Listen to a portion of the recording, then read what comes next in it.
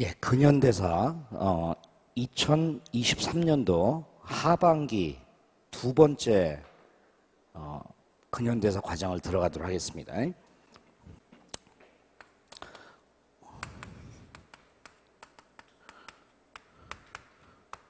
우리가 이제 근현대사는 제가 이제 기본 수업 1주 코스에서 이제 얘기를 했는데 총 20문제 중에서 20문제 중에서 한 7문제 정도가 출제가 된다고 보시면 돼요. 그러니까 뭐 비중이 낮은 부분은 아니에요. 그렇기 때문에 이제 제가 특강으로 요 부분을 얘기를 하는데 우리가 근현대사 두 파트로 되어 있거든요. 그래서 이 근현대사는 주로 이제 17세기 이후를 이제 근대 태동기라고 해가지고 우리가 이제 조선 후기 경제, 사회, 문화적 변화가 이루어지는 시점이 있었잖아요. 기본 수업에서 이제 17세기 이후가 되면 조선의 정치는 당쟁이 막 심화되는데 경제적으로, 사회적으로, 문화적으로는 발전의 기미가 보여요. 그러니까 자본주의의 어떤 맹화의 시기가 나타나는 시점이거든요. 그래서 그 17세기 이후를 우리가 보통 근대사, 현대사라고 얘기해요. 근데 우리가 이제 17세기의 상황은 이미 전근대사에서 배웠죠. 18세기, 그 다음에 19세기까지 세도정치까지 해가지고 우리가 이제 전근대사에서 배웠거든요. 그래서 본격적으로 이제 우리가 이제 시작하는 시점이 요 근대사가 19세기 시점에서 시작이 돼요. 우리가 이제 19세기라고 얘기하면 순저, 헌정, 철종, 세도정치기를 얘기하는 거거든요. 그때부터 이제 시작해가지고 지금 현재까지를 우리가 이제 근현대사라고 얘기합니다. 보통 이제 현대사라고 얘기하면 우리가 이제 일제 치하에서 광복을 맞이해요. 그래서 해방 이후를 우리가 현대사라고 하고 19세기에서부터 해방 이전까지를 우리가 근대사라고 얘기를 하는 거예요. 그래서 우리가 이제 그걸 갖다 하면 일단 이제 이 19세기 세도정치기에 흥성대원군이라는 분이 이제 집권을 하거든요. 그 흥성대원군이 집권해가지고 왕권 강화 정치를 이제 쫙 시작을 해요. 시작하다가 흥성대원군 하야 이후에 우리가 이제 외국과 최초의 근대적 조약이 이루어지면서 서양의 이제 근대 문물이 이제 쫙 전해져 내려오는 거예요. 그래서 우리가 이제 대원군 집권기에서부터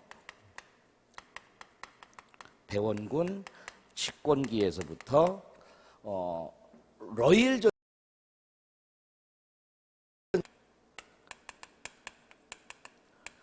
그 러일 전쟁까지를 우리가 이제 근대사 1기라고 얘기를 해요. 여기까지가 이제 1기. 여기에서 이제 보통 한 문제 내지 두 문제 정도가 이제 출제가 되는 거예요. 한 문제 내지 두 문제 정도. 그래서 우리가 이제 이번 주, 다음 주까지 해가지고 한 2주에 걸쳐서 이 부분에 대해서 이제 정리를 합니다. 두 문제, 7문제에서부터 두 문제 정도까지 출제가 되면은 이것도 이제 비중이 상당히 높은 부분이죠. 그리고 이제 러일 전쟁 이후부터 우리가 이제 그 강제 병합이 돼요. 강제 병합. 그걸 우리가 이제 경술국치라고 얘기하거든요. 나라를 뺏기는 거예요. 여기까지를 우리가 이제 근현대사, 근대사 2기라고 얘기를 하는데, 이 부분은 여러분들이 아예 안 나올 수도 있고, 나오면 한 문제 정도가 출제가 될 수가 있어요. 한 문제 정도가. 그리고 이제 경술국치 이후부터 해방까지가 있어요. 우리가 이제 일본의 지배를 받으면서 이제 1945년도에 해방이 되거든요. 그 해방까지를 우리가 이제 근대사 3기라고 얘기를 해요. 그러니까 이 부분이 사실 이제 근현대사의 클라이막스 부분이라고 볼 수가 있어요. 그래서 보통 이제 여기서 두 문제에서 한 세 문제 정도가 출제가 됩니다. 사실 이 부분이 중요하죠. 그리고 이제 해방 이유가 있어요. 해방 이유. 이 해방 이후에서부터 뭐 지금 현재까지 우리가 이제 현대사라고 얘기해요. 현대사. 그 현대사 부분에서 보통 이제 한 문제 내지 두 문제가 또 출제가 되는 거예요. 이렇게. 그래서 우리가 이제 근현대사는 크게 이렇게 네 시기로 구분이 됩니다. 네 시기로 이제 구분이 되는데 그 중에서 요 부분이 최고 중요합니다. 그렇다고 해서 나머지 부분 때 뭐 수업을 빠지라는 건 절대 아니죠. 그래서 요 부분 때는 절대 여러분이 수업을 빠지시면 안 됩니다. 총 6주 과정인데 아마 요 부분이 4주, 5주, 그러니까 2주에 걸쳐서 이루어지고요. 그리고 현대사가 이제 마지막 6주 코스에 이루어지게 되는 겁니다. 그러니까 요 이전까지는 1주에서 한 3주까지 걸쳐가지고 이루어집니다. 말이 6주인데 이게 금방 갑니다. 금방. 시작과 함께 금방 가니까 여러분들이 6주 동안 절대 빠지지 마시고 이번에 아예 근현대사를 완벽하게 마무리 지시기 바랍니다. 그러면서 이제 이 6주 과정이 이제 특강이라는 거예요. 특별강이라는 얘기죠. 그래서 좀 기본 수업과 비슷한데 좀 다른 점이 있어요. 그 뒤에 보시면 자료가 있습니다. 자료가. 그 자료를 일단 하나씩 챙기세요. 일단 이제 정규 수업이 진행이 돼요. 정규 수업이 진행이 되면 수업이 딱 끝난 다음에 그 중간에 한번 마지막에 한번 도스트 과정이 있어요. 이 도스트 과정은 우리가 이제 배운 내용을 갖다가 제가 도표로 정리한 거예요. 그 도표로 정리한 테스트다 해서 도스트라고 얘기해요. 그래서 저하고 사실 중간중간 이제 배운 걸 가지고 이 도스트를 통해서 한번 쫙 정리를 할 겁니다. 그러니까 사실상 여러분이 이 도스트만 반복 학습하시더라도 근현대사가 마무리가 됩니다. 그래서 요게 이제 매주 나갈 겁니다. 매주. 그러니까 6개가 나갈 거예요. 오늘 첫 주에 이제 요게 나갈 거고 뒤에 있어요. 그리고 이제 두 번째는요. 요거는 이제 여러분들이 이제 풀어주셔야 돼요. 여러분 집에 가가지고 이거는 이제 우리가 기본 수업에서도 했죠. 추스트 해가지고 주관식 OX 테스트 알죠? 나갑니다. 그래서 요거는 이제 집에 가셔가지고 복습 한번 쫙 하신 다음에 요걸 통해 가지고 여러분이 좀 내용들 그걸 갖다가 5개 주제로 해가지고 내가 10문제씩 정리했어요. 똑같아요. 기본 수업하고. 그리고 이제 다음 주에 딱 오시게 되면 2주차 코스가 있어요. 다음 주부터는 여러분이 10시에 오시면 안 되고요. 9시 30분부터 오셔야 됩니다. 그래서 대략 한 10시까지 전주에 배운 내용에 대한 원래 아침 모의고사를 치러야 되잖아요. 근데 아침 모의고사를 치러야 되는데 나중에 때 가게 되면 안 보는 학생들이 있어요. 그냥 수업 내에 공짜로 해준다는데도 안 봐요. 그래서 제가 여기 뉴 기출한국사라고 있어요. 이게 여러분들은 거의 대부분 2순환 이상이라고 나는 생각하고 있어요. 2순환 이상이 되면 요걸 사시라고 그랬죠. 그래서 요 부분 중에서 뒷부분 근현대사 부분이 있습니다. 그 근현대사 부분을 전주 수업에 배웠던 걸 갖다가 아침에 한번 저하고 한번 쭉 풀어보는 겁니다.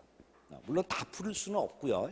거기서 제가 몇 개를 이제 뽑아가지고 풀 겁니다. 한 20문제가량. 그래서 아침 모의고사를 원래 봐야 되는데 여러분이 그거 참석률이 적다 보니까 제가 이제 기출 한국사를 가지고 기출 문제를 갖다가 제가 30분간 다음 주부터 풀어요. 다음 주에는 9시 30분부터 여러분들 오셔야 됩니다.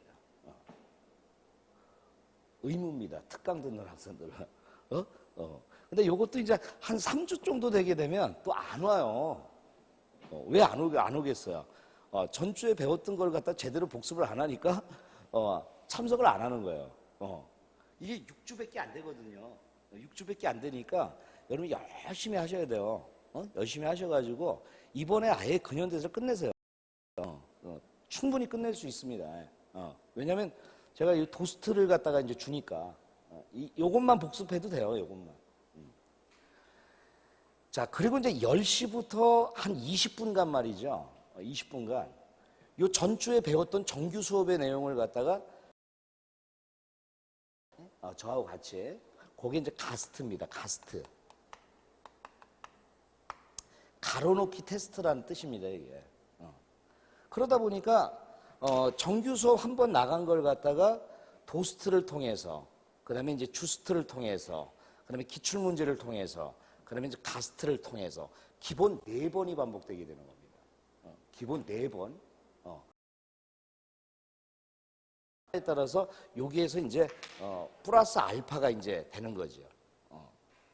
내가 누누이 뭐 기본 수업 때도 얘기했지만 이 한국사는 누가 많이 회독하냐 이겁니다. 반복 회독. 그게 여러분이 한국사 점수 늘리는 방법입니다. 그냥 단기적으로 한 번에 끝내려고 하는 학생이 있는데 한국사는 그렇게 해서 끝나지는 않습니다. 내용 분량이 너무나 많다 보니까.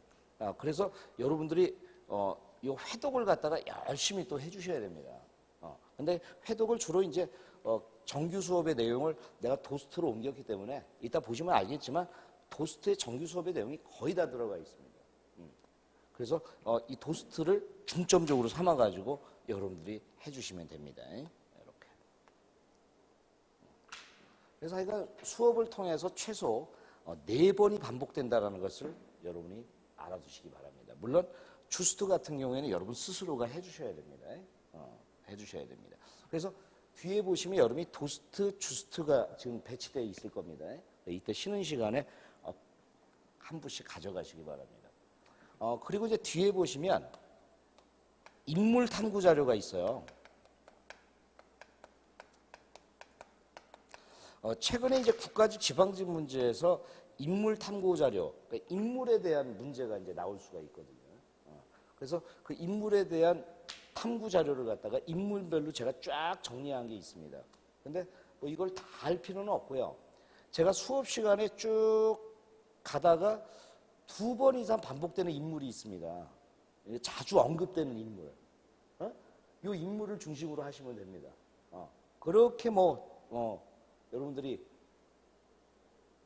심오하게 하실 필요는 없어요. 이 수업 시간 가시다가 저 인물 저번 시간에도 했는데 또 나오네? 이런 거 있을 거 아니에요? 이런 거는 여러분이 그 인물 탐구 자료를 통해 가지고 여러분이 한번 보시면 됩니다. 또 여러분이 공부량을 줄이기 위해서 각 인물별로 우리 근현대사에서 중요한 사건들이 있습니다. 그걸 내가 밑줄을 쳐놨습니다. 그거 이따 보시면 알겠지만. 그래서 그 밑줄 친 게 근현대사에서 그 인물에 대한 주요 사건이 되는 겁니다. 그래서 그걸 중심으로 하시면 되겠습니다. 이 인물 탐구 자료. 그래서 이 인물 탐구 자료는요, 매주 가지고 다니셔야 됩니다. 혹시나 반복되는 인물이 나오면 여러분이 바로 옆에다 놓고 찾을 수 있게 해주시면 됩니다. 그래서 이 특강 수업은 여러분이 좀 기본 수업과는 좀 다르게 좀 체계적으로 진행이 됩니다. 기본 수업도 사실 이렇게 하고 싶은데 워낙 시간이 딸려가지고요. 이걸 못 해주고 기본 수업에서는 제가 주스트만 해주는 겁니다. 그리고 이제 기출문제 풀이 대신에 아침 모의고사를 치는 거죠. 그래서 앞으로 6주 특강이 이렇게 진행된다는 것을 여러분들이 눈여겨보시면 되겠습니다. 일단 여러분이 그 차례 한번 보세요. 3페이지.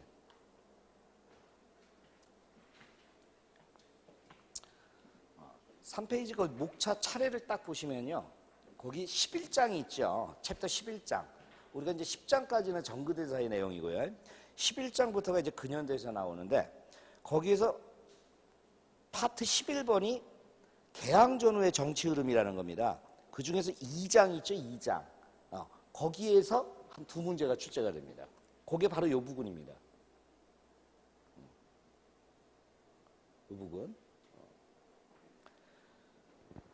그리고 이제 파트 13번 보시기 바랍니다. 그 13번이 이제 일제의 국권 침탈 과정이라고 해가지고 그게 요 단계가 되는 겁니다. 우리가 이제 일본에게 나라를 빼앗기는 과정. 그러면서 이제 거기에 이제 민족운동사가 이제 나오죠. 민족의 분노와 저항이라고 해가지고. 그리고 이제 파트 14번하고 파트 15번이요. 바로 요 부분입니다. 아까 중요하다고 한 부분. 우리나라 독립운동사가 이제 여기에 쭉 나오는데 일단은 일제가 어떻게 우리나라를 지배했는지 일제 통치 방식이 나오고요. 그 다음에 이제 그때 우리 민족의 독립운동이 나옵니다. 요때 이제 지금 문제가 되는 홍범도 장군도 막 나오고 합니다. 홍범도 장군. 그래서 14, 15 파트는요 매우 중요한 파트입니다. 자 그리고 이제 16장이 있어요. 거기에 이제 현대사입니다. 현대사. 특히 현대사 부분에서 2장하고 3장에 초점을 맞추시면 됩니다. 그리고 17, 18, 19장은 그렇게 의미 없습니다. 내가 정치사 부분에서 거기에 해당하는 내용은 다 체크를 해줄 겁니다. 책에. 그래서 우리가 이제 근현대사에서 지금 11장부터 우리가 19장까지 나오는데 그 중에서 여러분이 눈여겨볼 게 11장, 13장, 14장, 15장, 16장입니다. 됐죠? 자, 그러면 11편.